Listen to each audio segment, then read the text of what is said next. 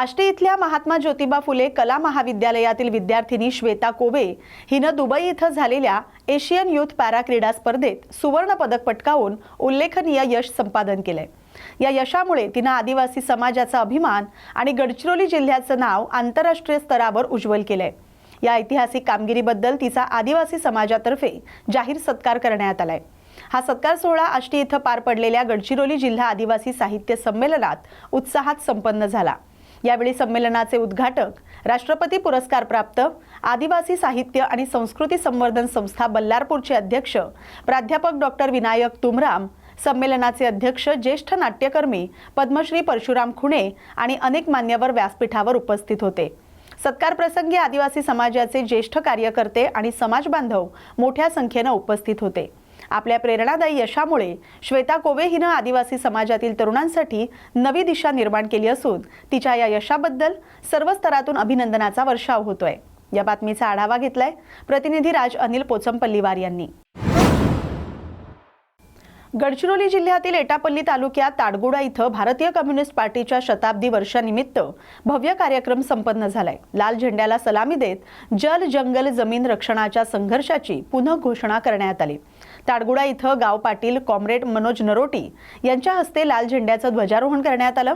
हा कार्यक्रम भाकप जिल्हा सहसचिव डॉक्टर सचिन मोतकुरवार यांच्या नियोजनातून पार पडलाय।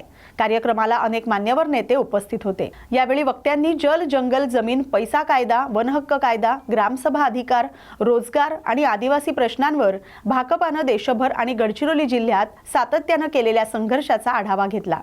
एटापल्ली तालुक्यात वन हक्क दावे, रस्ते, पाणी, रोजगार आणि आदिवासी हक्कांसाठी आंदोलन आणि प्रशासकीय पाठपुरावा सुरू असल्याचंही यावेळी स्पष्ट करण्यात आलं। या बातमीचा आढावा घेतलाय प्रतिनिधी तेजेश गुज्जलवार यांनी। तालुक्यातील ताडगुडा गावामध्ये आपण कम्युनिस्ट पार्टीचे 100 वर्ष पूर्ण झाले आहेत। या ठिकाणी आपण बोलतो रमेश कौडोजी यांच्यासोबत दोन शब्द जाणून घेऊया, काय म्हणतात। मेरा नाम रमेश कौडो, मैं तालुका अध्यक्ष हूँ। एटापल्ली रेकल मेटा का हूँ, तालुका अध्यक्ष हूँ और किसान सभा अध्यक्ष हूँ। ऐसा मेरे को लग रहा है कि अभी अपने को जल जंगल ज़मीन बचाने के लिए आदिवासी का और मजदूरों का जो हक आएगा वो कम्युनिस्ट पार्टी करेगा। इसलिए अपना हमारा क्षेत्र के जो जनता है उनको माहिती देने के लिए ताड़गुड़ा गांव में आज हम कार्यक्रम रखे थे। बहुत बढ़िया हुआ। महाराष्ट्र और छत्तीसगढ़ से हमारे कैडर लोग आए थे, बहुत मार्गदर्शन किए और हमारे ऐसा लग रहा मेरे को कि हमारे जो कम्युनिस्ट पार्टी के सदस्य ये क्षेत्र में और बढ़ेंगे और बढ़ाएंगे। हम इतना बोलकर मैं रुकता हूँ। लाल सर नहीं, मैं और एक बात पूछना चाहता हूँ। अभी आगे जाके जिला परिषद पंचायत समिति की जो निवडणुका लगने वाले हैं उसमें आपका लोगों का क्या विचार है कि कैसे रहेंगे? हाँ, वो हमारा जो एक कम्युनिस्ट पार्टी का कैंडिडेट रखे हैं उसका कैंडिडेट रखेंगे जिला परिषद के लिए। हम हमारा कैंडिडेट है एक, वो हम रखे हैं, उसको जिता के लाने का जवाबदारी हमारे जनता की भी और हम लोग भी, हमारा भी कार्य वो चलते रहेगा। जो आपका कैंडिडेट है उससे आप कौन सी आशा चाहते हैं, उसका कौन सा काम रहेगा जो चुन के आएगा? सुन के आएगा तो जैसा अभी हमारा जो यानी आमदर नहीं खासदर नहीं है, फिर भी कम्युनिस्ट पार्टी इतना काम कर रही है लोगों के अड़ी अड़चन के लिए, जो अन्य अत्याचार के लिए। ऐसा अगर हमारा कैडर रहेगा, हमारा सुन के आएगा तो और हमारे क्षेत्र के लिए कम्युनिस्ट पार्टी के माध्यम से हमको अच्छा होगा बोल के हम एक उम्मीदवार रख रहे हैं। नमस्कार, मी तेजस गुज्जलवार, न्यूज 24/7 साठी। तुमची सर्वांची जमीन कोणाच्या नावावर होती? त्या गाडी जमीनदारच्या नावावर होती की नव्हती? पट्ट्यावर। तर मग तुमच्या नावावर कशी झाली? कम्युनिस्ट पार्टीने त्यावेळी देशभरात संघर्ष केला, म्हणजे जो जमीन जोतेल त्याची, म्हणजे जो शेती करेल त्याची जमीन, अशी घोषणा केली ना, सर्वांना जमीन मिळण्यात आली। मग त्यानंतर लोकांना पट्ट्याचा प्रश्न होता। कम्युनिस्ट पार्टीने संघर्ष करून 2004 नंतर पट्ट्याचा प्रश्न सोडवला। आज म्हणून सर्वांना वन हक्क पट्टा मिळतो, CFR पट्टा मिळतो ना, तर तो आहे। मग त्यानंतर लोकांना राशनचा विषय होता, तो सर्व सॉल्व्ह केला। हे सर्व राष्ट्रीय समस्या करताना आपण या तालुक्यात लोकांच्या जनतेच्या समस्येसाठी लढा दिला। आपल्या एरियात लाईट बरोबर राहत नव्हती, आपण MSCB ऑफिसला ताला मारला, आले होते भरपूर लोक। त्यानंतर आपले ठीकठाक व्यवस्थित लाईट राहत आहे। मग आपल्या गट्टा रस्त्याची समस्या होती. आज गट्टा रस्त्याचे काम 2 दिवसापासून चालू झालेलं आहे. आपण मागे मुख्यमंत्रीच्या इथं आवाहन केलं होतं नागपूरमध्ये आंदोलन करण्याच्या. त्यानंतर त्यांनी 8 करोडचा रस्ता मंजूर केला होता. तो आता रस्ता सुरू झाला आहे. कोटीचा रस्ता, गट्टा कोटी रस्त्याची जनतेने मागणी केली होती, तो झाला आहे. मोडस ते वटेलीच्या रस्त्याची मागणी केली होती लोकांनी, तो झाला. असे एकूण या 5 वर्षात आपण 20 रस्ते मंजूर केलेले आहेत. ते वेगवेगळ्या रस्त्यात आहे. ताटीगुंडम गावचे जंगल तुटत होता, त्या ग्रामसभेला आपली मदत पाहिजे होती, कोणी येत नव्हते. कम्युनिस्ट पार्टी आली आणि त्यांना मदत दिला. आज त्यांचे जंगल वाचलेलं आहे. तुम्ही सर्व पेपरमध्ये पाहिलेही असेल बहुतेक लोकांनी. त्यानंतर आपल्या वटेली गावाला CFR पट्टा नव्हता, त्यांना तकलीफ होती बांबू तेंदू विकण्यासाठी. तर लोकांनी आपली मदत मागली. आपण 10 वर्षानंतर त्यांना ऐतिहासिक संघर्ष करून पट्टा मिळवून दिला. आज ते बांबू तेंदू विकू शकताय. आज देशभरात जिल्हा परिषद शाळा बंद होत आहे की नाही बंद होत आहे? आपल्या जिल्ह्यात 800चे वर्ग शाळे बंद झालेले आहे. महाराष्ट्रभर 18,000 शाळे बंद झाले.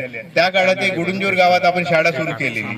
त्या गावच्या लोकांनी आपल्याला विनंती केली की त्यांच्या मुलांना त्रास आहे, शाळा सुरू झाला पाहिजे. तर आपण त्या या एवढ्या शाळे जिल्हा परिषद शाळा बंद होण्याच्या काळात त्या काळात शाळा सुरू केली आपण. आज शाळेची इमारत बनत आहे. त्या गावात रस्ता नव्हता, आपण रस्त्याची मागणी केली होती, तर रस्ताही सुरू झाला आहे त्या गावात. असे विविध समस्या कम्युनिस्ट पार्टी करताय. स्थानिकांचा आवाज म्हणून इथं कम्युनिस्ट पार्टी उभी आहे. न तुमच्या सर्वांच्या साथ हा कम्युनिस्ट पार्टीचा संघर्ष सतत चालत राहणार आहे. वेगवेगळ्या लोकांना वेगवेगळे खोटे गुन्हे दाखल करण्यात आले होते. आपण त्याच्यातही सर्वांना मदत केलेली आहे जनसंघर्षात. असे अनेक गोष्टीत कम्युनिस्ट पार्टी जनतेसोबत मिळून काम करत आहे. तर या कम्युनिस्ट पार्टी 100 वर्षाच्या कार्यक्रमात जनतेने येऊन आपला साथ देऊन हा कार्यक्रम यशस्वी करण्यास मदत करताय. त्याबद्दल मी सर्वांचे आभारी आहोत, धन्यवाद आहो. न माझे 2 शब्दात समाप्त करतो. धन्यवाद. तिरोडा अदानी पॉवर प्लांट येथील राख ही जवळून वाहत असलेल्या नाल्यात सोडल्यामुळे या नाल्याचं पाणी दूषित झाले आहे आणि त्यामुळे भूजल दूषित झालंय. अदानी पॉवर प्लांटला लागून असलेल्या गावातील विहिरीत आणि हँडपंपमध्ये दूषित पाणी जात असल्यामुळे त्या गावातील लोकांचं जीवन धोक्यात आलंय. गावातील आणि आजूबाजूच्या परिसरातील लोकांना या दूषित पाण्यामुळे कॅन्सर, दमा आणि बऱ्याचशा आजारांना सामोरं जावं लागतंय. तिरोडा, गोंदिया, भंडारा जिल्ह्याचे खासदार डॉक्टर प्रशांत पडोळे यांनी लोकसभेत या संदर्भात प्रश्न उपस्थित केला. अदानी पॉवर प्लांट तिरोडा शहराला लागूनच असल्यामुळे त्या राखेमुळे शहरातील लोकांचं जीवन धोक्यात आल्याचं खासदार प्रशांत पडोळे यांनी सांगितलंय.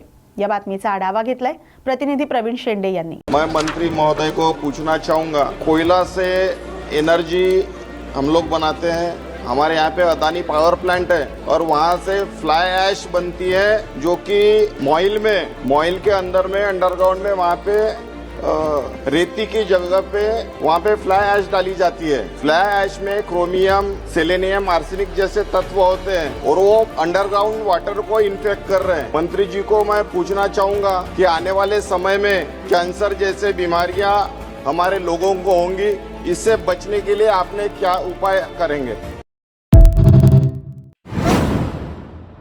कन्नड तालुक्यातील सारोळा येथील ग्रामपंचायत आणि ग्रामस्थांच्या वतीनं मुख्यमंत्री समृद्ध पंचायत राज अभियान अंतर्गत सार्वजनिक ग्राम स्वच्छता मोहीम राबवण्यात आली.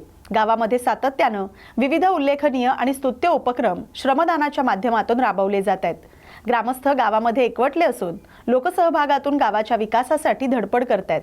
मंगळवार 30 डिसेंबर रोजी सारोळा येथील ग्रामपंचायत ग्रामस्थांच्या सहकार्यानं सुंदर माझं गाव स्वच्छ आणि निरोगी गाव करण्यासाठी प्लास्टिक, थर्माकोल, ग्लास, पत्रावळी मुक्त गाव करण्यासाठी प्रत्येक व्यक्तीनं पुढाकार घेतलाय. गावातील शिवस्मारकापासून सुरुवात करून त्यानंतर भारतरत्न डॉक्टर बाबासाहेब आंबेडकर यांच्या स्मारकाजवळ धार्मिक मंदिर परिसर, जिल्हा परिषद प्राथमिक शाळा, आरोग्य उपकेंद्र, ग्रामपंचायत, संपूर्ण गावातील परिसर, विविध शासकीय धार्मिक परिसर, अंगणवाडी परिसर आणि त्यानंतर शेवटी वैकुंठधाम सारोळा स्मशानभूमी परिसरात स्वच्छता अभियान करण्यात आलं. त्यानंतर 24 तास ऑक्सिजन देणाऱ्या विविध देशी झाडांचं वृक्षारोपण करून कार्यक्रमाची सांगता करण्यात आली. या बातमीचा आढावा घेतलाय प्रतिनिधी देविदास थोरात यांनी. मुख्यमंत्री समृद्ध पंचायत गाज अभियान योजनेअंतर्गत कन्नड तालुक्यातील ग्रामपंचायत सारोळा येथे आज संपूर्ण कार्यालयाला ग्राम स्वच्छता अभियान राबवण्यासाठी पत्र देण्यात आलं होतं. त्या अनुषंगानं आमच्या गावात आज 4 वस्ती शाळा, 1 जिल्हा परिषद शाळा, उपकेंद्र, 3 अंगणवाडी, ग्रामपंचायत कार्यालय आणि संपूर्ण गावामध्ये एकाच वेळेस आज स्वच्छता मोहीम राबवण्यात आली. गावातील सर्व महिला मंडळ आणि पुरुषांनी या स्वच्छता मोहिमेत भाग घेतला. आमच्या गावामध्ये आत्ताच 1-2-3 दिवसापूर्वी जलतारा आणि आम्ही वनखाई बांधकाचं बांधकाम केलेलं आहे.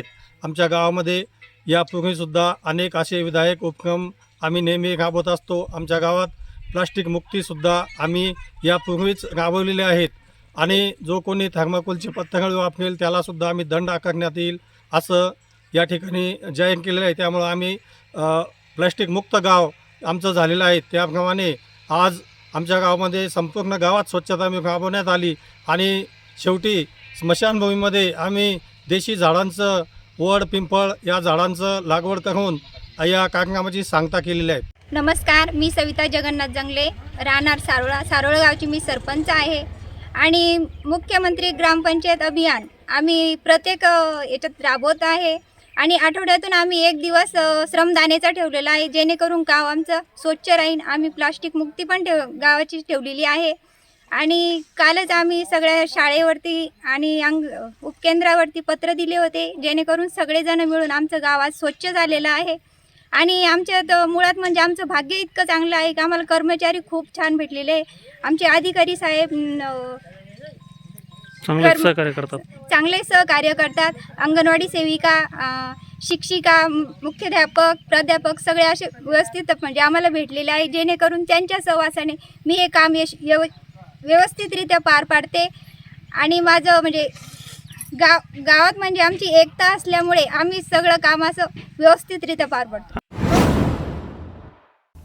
आजकालच्या स्पर्धेच्या युगात प्रामाणिकपणा अजूनही जिवंत असल्याचा प्रत्यय अकोट शहरात आलाय. शहरातील पत्रकार स्वप्नील सरकटे यांना अकोट अकोला मार्गावरील उगवा फाट्या दरम्यान रस्त्यावर पडलेला एक महागडा मोबाईल सापडला. मात्र स्वप्नील सरकटे यांनी आपल्यातील प्रामाणिकपणा दाखवून तो मोबाईल ग्रामीण पोलिसांच्या स्वाधीन केला. पोलिसांनी त्या मोबाईलमधील संपर्काद्वारे मालकाचा शोध घेऊन तो मोबाईल मूळ मालकाला परत केला. सरकटे यांच्या प्रामाणिक वृत्तीचं अकोट परिसरात कौतुक होत आहे. या बातमीचा आढावा घेतलाय प्रतिनिधी विशाल गवई यांनी. संभाजीनगर महानगरपालिका प्रभाग क्रमांक 2 मधून भाजपचे पदाधिकारी तसंच जिल्हा उपाध्यक्ष प्रशांत भदाणे पाटील यांनी आगामी निवडणुकीसाठी उमेदवारी अर्ज दाखल केला होता. मात्र पक्षाकडून अधिकृत उमेदवारी न मिळाल्यानं ते प्रचंड नाराज झाल्याचं समजतंय. या नाराजीची दखल घेत आमदार संजय केनेकर आणि भाजप नेते शिरीष बोराळकर यांनी प्रशांत भदाणे पाटील यांच्या निवासस्थानी भेट देत त्यांची समजूत काढण्याचा प्रयत्न केला. यावेळी दोन्ही नेत्यांनी तुमच्यावर कोणत्याही प्रकारचा अन्याय होऊ दिला जाणार नाही असा शब्द देत पक्ष पातळीवर योग्य तो न्याय दिला जाईल असं आश्वासन दिलं. दरम्यान प्रशांत भदाणे पाटील यांनी पक्ष नेतृत्वाला निर्णय घेण्यासाठी 2 दिवसांचा अवधी दिल्याचं सांगितलंय. या कालावधीत योग्य तो निर्णय न झाल्यास पुढील भूमिका स्पष्ट केली जाईल असे संकेत त्यांनी दिल्यानं प्रभाग क्रमांक 2 मधील राजकीय घडामोडींना वेग आलाय. या प्रकरणाकडे भाजप नेतृत्वाचं लक्ष लागलंय. येत्या 2 दिवसात काय निर्णय होतो याकडे सर्वांचं लक्ष लागलंय. या बातमीचा आढावा घेतलाय प्रतिनिधी माधव खिल्लारे यांनी. मिळू शकली नसली तर त्याचा संताप होणं, राग होणं अनावर असतो आणि त्यामुळे तो मिटवण्याचं काम आम्ही माननीय शिरीषजी बोराळकर, आमचे माजी जिल्हाध्यक्ष, भाजपचे नेते आणि मी निश्चितपणे करायचं असतं. हे काम आहे भारतीय जनता पार्टीच्या नेत्यांचं की जाऊन कार्यकर्त्याला समजवणे आणि परत कामाला लावणे. आणि भारतीच्या संघटनमध्ये हा गुणच आहे. भारतीय जनता पार्टीचा कार्यकर्ता हा परत तत्परतेने कामाला लागतो आणि म्हणून त्याला जाऊन समजवणे, त्याचा खऱ्या अर्थाने त्याचे पेशन्स जागी करणे हे आमचं काम आहे. आम्ही ते दोघांनी मिळून करतो आणि आम्ही या भदाण्यांपुरताच नाही आहे, ज्या ज्या कार्यकर्त्यांना संधी देता आली नाही पक्षाला त्या कार्यकर्त्यांच्या घरी जाऊन चहा पाणी पिणे, त्याची आणि कौटुंबिक परिवाराची जी मानसिक स्थिती झाली त्या मानसिक स्थितीला उभारा देणे आणि त्यांचा आत्मविश्वास वाढवणे आणि त्यांना परत भारतीय जनता पार्टीच्या त्याच गतीने कामाला लावणे. मग आता ते म्हणजे त्यांचं जे नाराजी होती ती दूर झाली का आणि ते पक्षासाठी काम करतील का? भारतीय जनता पार्टीचा कार्यकर्ता नाराजी हा दीर्घकाळ ठेवतच नसतो. ती तेवढी नेत्यांपुरती व्यक्त करतो आणि तो परत भारतीय जनता पार्टीच्या कामाला लागतो आणि तत्परतेने गतिमान होतो कामामध्ये. आता त्यांनी जो फॉर्म भरलेला आहे तो परत घेतील का? पुढे काय हे बघा आता फॉर्म परत घेण्याला अजून वेळ आहे आणि त्यामुळे कार्यकर्ता समजवला गेलेला आहे. बोराळकरजींनी आणि मी येऊन जवळपास 3 तासापासून आम्ही आणि हे बघा, कार्यकर्त्याची नाराजी ही काही चुकीची नाही आहे, त्याची हक्काचं आहे. आणि त्या हक्काच्या याच्यात कधी कधी गदा आली तर निश्चितपणे त्याला समजवण्याचं काम आम्ही दोघा नेत्यांनी केलं. वरिष्ठ पातळीवरून आपण म्हणजे सीएम साहेब किंवा प्रदेश अध्यक्षापासून काही बोलणं झालं की या संदर्भात? हे बघा, ती जबाबदारी आमच्या दोघांवर त्यांनी दिलेली, बोराळकरवर, शिरीषजी बोराळकरांवर आणि संजय केनेकरांवर. कारण संजय केनेकर त्यांना माहिती आहे, संजय केनेकर आणि बोराळकर कार्यकर्त्याचं दुःख आणि कार्यकर्त्याची चिंता करणारी दोन्ही नेते आहे. निश्चितपणे ते कार्यकर्त्याची समजूत घालू शकतात, तेवढा विश्वास वरच्यांचा असल्यामुळं आम्ही आमच्या स्थानिक पातळीवर हे सगळे प्रश्न मिटवायचं ठरवलं. संभाजीनगरचे नंबर 1चे नेते संजय केनेकर. क्रमांक 2मध्ये अनेक वर्षापासून रहिवासी आहे. इथे प्रत्येकाला जर विचारलं, प्रत्येकाच्या घराघरामध्ये, प्रत्येकाच्या गल्लीमध्ये सुखदुःखात धावून जाणारा एक सच्चा माणूस आहे प्रशांत बधाने पाटील. त्यांचं नाव हे प्रभागातली, फक्त वार्डातच नाही तर प्रभागामध्ये, पूर्ण प्रभागामध्ये कोणत्याही कानाकोपऱ्यात गेले तरी हे त्यांचं नाव दिसणार आहे. त्यांचं नाव ऐकण्याशिवाय तुम्ही बाहेर पडू शकत नाही की इथला नगरसेवक, भावी नगरसेवक कोण, तर त्यांना त्या लिस्टमध्ये पहिलं नाव प्रशांत बधाने पाटलांचं असतं, मग बाकीच्या लोकांचं असतं. अशा असताना पक्षाने जो त्यांच्यावर अन्याय केलेला आहे, तर ह्या अन्यायाची वाचा ही त्यांनी स्वतःने फोडलेली. प्रत्येक गल्लीतून, कानाकोपऱ्यातून त्यांना फोन आले की त्यांना सांगितलं गेलं की भाऊ तुम्ही शांत का, जर तुमचं तिकीट काटलं गेलं तर तुम्ही शांत का. प्रत्येकजण तिथे रडत होतं, पडत होतं. लोक त्यांच्या ऑफिसला येऊन, त्यांच्या घरी येऊन त्यांना फोन करून परेशान झाले. 4 महिन्यापासून काम करते. त्यांच्या मिसेसला शुगर BP असताना सुद्धा आम्ही घराघरात प्रभागामध्ये प्रत्येकाच्या ती बाई पाया पडत होती. आम्ही भाजप पक्षाचा आम्ही प्रचार करत होतो. आणि एवढं सगळं असताना आम्हाला प्रत्येकाला, म्हणजे तुम्ही प्रत्येकाच्या मोबाईलवर मध्ये जरी बघितलं तर प्रत्येकाच्या मोबाईलमध्ये नगरसेवक प्रशांत बधाने पाटील म्हणून हे नंबर मी सेव्ह केलेला आहे. आणि ते इतके सर्वसाधारण आहे, दोघं नवरा बायको, की आमच्यासारखे म्हणजे छोट्यातला 10 वर्षाचा मुलगा जरी म्हणला की दादा मला हे पाहिजे तर ते घेऊन देणारे. आणि महिला असो, वृद्ध असो, मुलं असो, यंग आपले जनरेशन असो, म्हणजे ते प्रत्येक जनरेशनमध्ये सूट होणारे आणि प्रत्येकाला समजून घेणारे, मदतीचा हात देणारे. आणि प्रत्येकाच्या सुखदुःखात, आम्ही नवरात्र असो, गणपती असो, तुम्हाला नगरसेवक कोण हवा? आम्हाला प्रशांत बधाने पाटील हे नगरसेवक हवेच होते ना. प्रशांत बधाने पाटील आम्हाला हे नगरसेवक हवे होते. आणि तुम्ही जर सर्वे केला तर वार्डामधले कमीत कमी 70% लोक हेच सांगतील तुम्हाला की आम्हाला प्रशांत बधाने पाटील. माझी संगीता सुंदरी व्यापारी नाव आहे. सर काय सांगणार आपण? मी जवरे मकान एकनाथ. आमच्या वार्डामध्ये मी 2002 पासून राहतो आहे. या प्रभागामध्ये प्रशांत बधाने पाटील हे लहान मुलापासून तर वयोवृद्धापर्यंत सर्वांच्या परिचयाचे, सर्वांच्या सुखदुःखाला धावून जाणारे आहे. त्याचप्रमाणे सर्वांशी बोलण्याच्या बाबतीत अगदी सुमधुर भाषेमध्येच बोलतात. प्रत्येकाच्या कामामध्ये अहोरात्र ते तल्लीन असतात. भाजपा करता ते जवळजवळ 15 वर्ष झाले काम करताय, पण भाजपाने त्यांना तिकीट ऐनवेळी दिलं म्हणतात आणि डावललं. त्याच्यामुळे आमचा आक्रोश हा निर्माण झालेला आहे. म्हणजे तुम्हाला असं वाटतं तुमच्यावरच अन्याय झाला का? आमच्यावरच अन्याय झाला असं वाटते आम्हाला. अन्याय झाला. तुम्ही काय बोलत का? जाधव MD. मी प्रशांत बधानाबरोबरच जवळजवळ 15-20 वर्षापासून काम करतो. आणि आता हे आम्ही बाहेरच्या क्षेत्रात जाऊन सुद्धा त्यांचा प्रचार केलेला आहे. पण ऐनवेळी त्यांचं, आणि तिकिटासाठी पण आम्ही प्रत्येक नेत्याकडे जाऊन आलो. त्यांनी आम्हाला असं आश्वासन दिलं की तुम्ही फॉर्म भरून टाका, तुमचं काम झालेलं आहे शेवटपर्यंत. म्हणजे त्यांचं तिकीट कापलेलं आहे, त्यांचं तिकीट कापलेलं आहे. बरेचशे घटना घडलेलं आहे. काय नाव आपलं सर? जाधव MD. तुमचं? हरिश्चंद्र बापू पाटील. मी सरांचे प्रसन्न भाऊ बधाने पाटील, तर ते माझ्या मुलासारखं आहे. तर आम्ही त्यांच्यासाठी इतकं काम केलेलं आहे. आणि ते म्हणजे जनमानसामध्ये कोरोना योद्धा म्हणून त्यांनी काम केलेलं आहे. प्रत्येकाच्या घरोघरी 4ही वार्डामध्ये त्यांनी मशीन, वापीचे मशीन आहे ते पुरवलेलं आहे.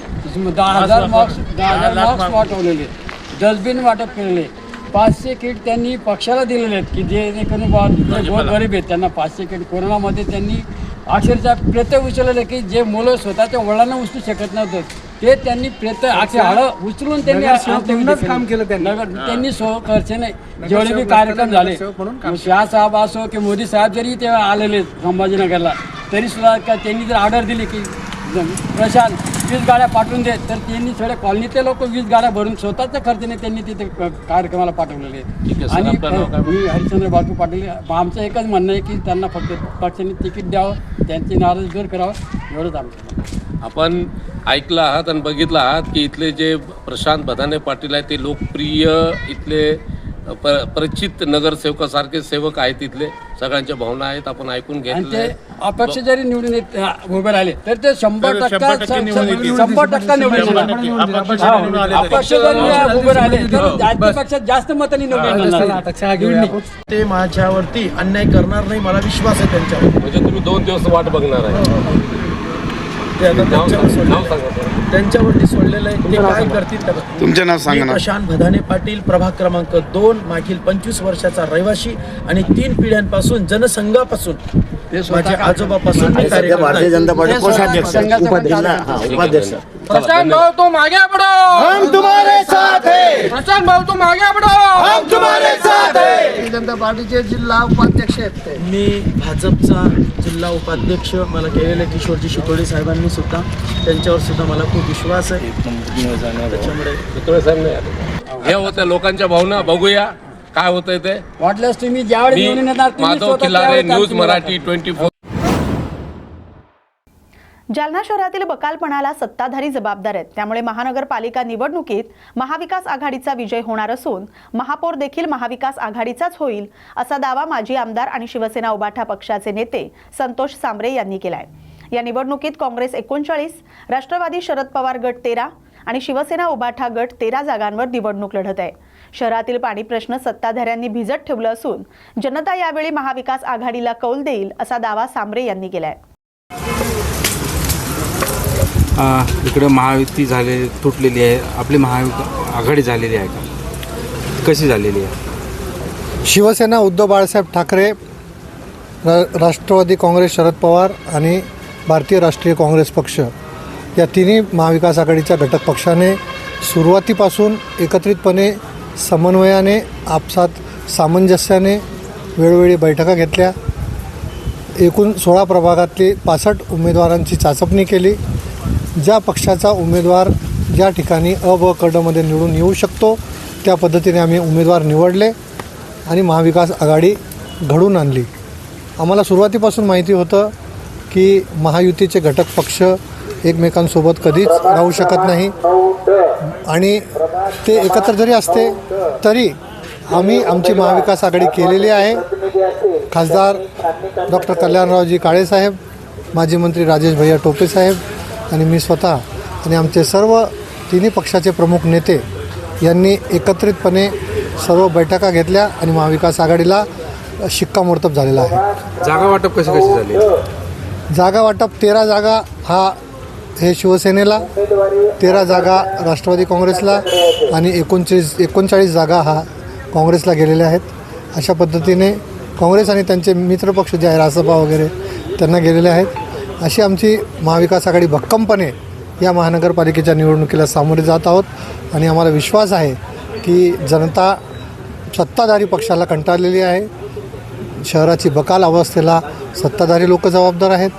या शहराचा स्वच्छतेचा विषय, दिव्याबत्तीचा विषय, सिंधी बाजार अर्धवट पडलेला आहे, फुलंब्रीकर नाट्यगृहाची दुरावस्था झालेली आहे, भूमिगत गटार योजनेचं काम अर्धवट सोडून त्या ठिकाणी 2 निष्पाप लोकांचा बळी गेलेला आहे, पाणी पुरवठा योजनेचा बोजवारा उडालेला आहे.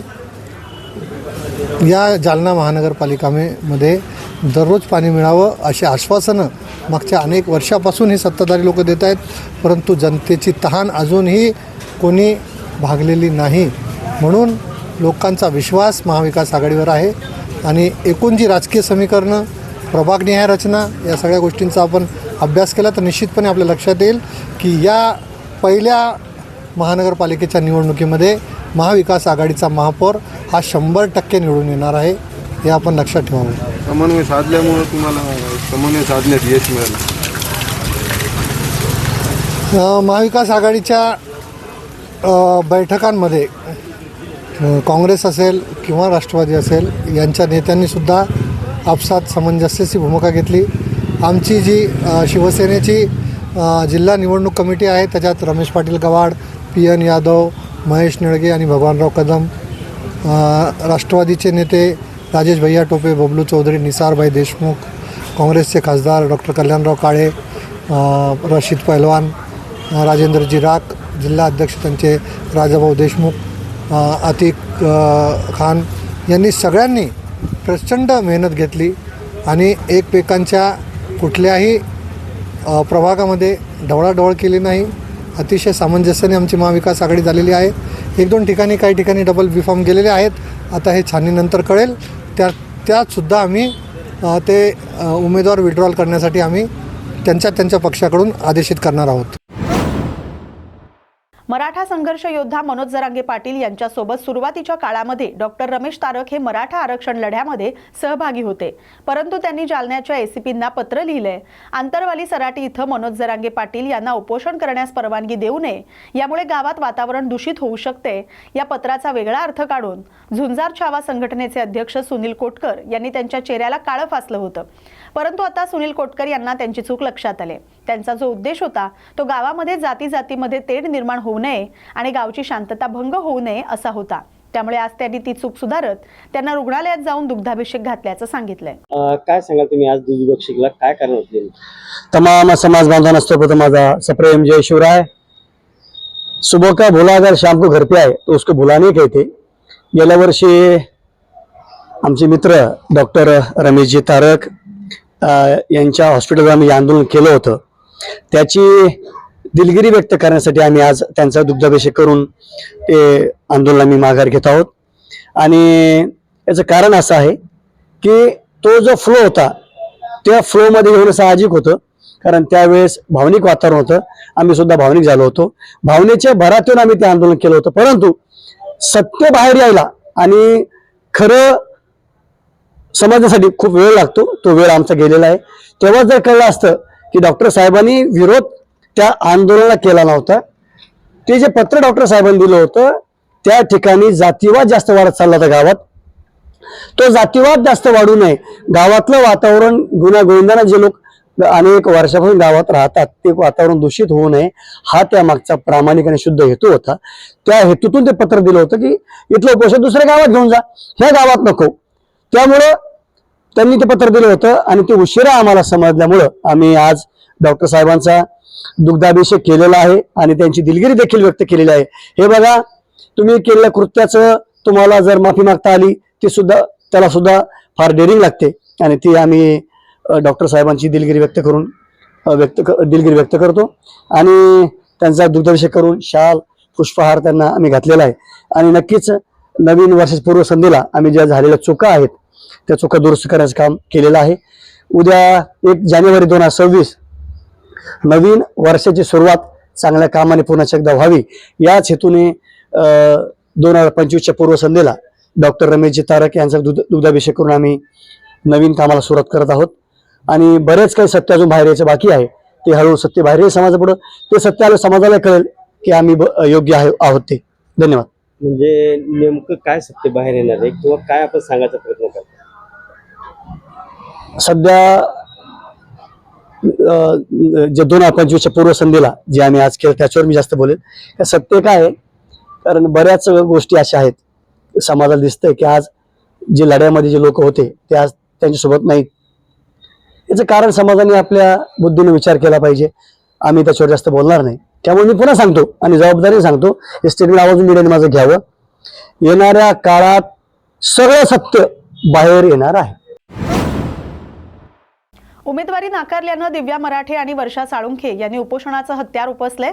सकाळपासून अनेक भाजप पदाधिकाऱ्यांनी त्यांची भेट घेऊन समजूत काढण्याचा प्रयत्न केलाय, मात्र त्या ठाम आहेत. त्यांची समजूत काढण्यासाठी भाजपच्या आमदार अनुराधा चव्हाण यांनी त्यांची भेट घेतली. भेटीनंतर मी माझ्या सहकारी मैत्रिणींचे म्हणणे ऐकण्यासाठी आले होते. त्यांच्या समस्या सोडवल्या जातील, त्यांना न्याय मिळेल असं आश्वासन चव्हाण यांनी दिलंय. याबाबत वरिष्ठांना कळवणार आहे असं देखील त्यांनी सांगितलंय. काय म्हणणं आहे ते जाणून घेण्यासाठी आज मी इथे आलेले आहे. काय ते ऐकायला तयार आहेत, उपोषण सोडायला तयार आहेत?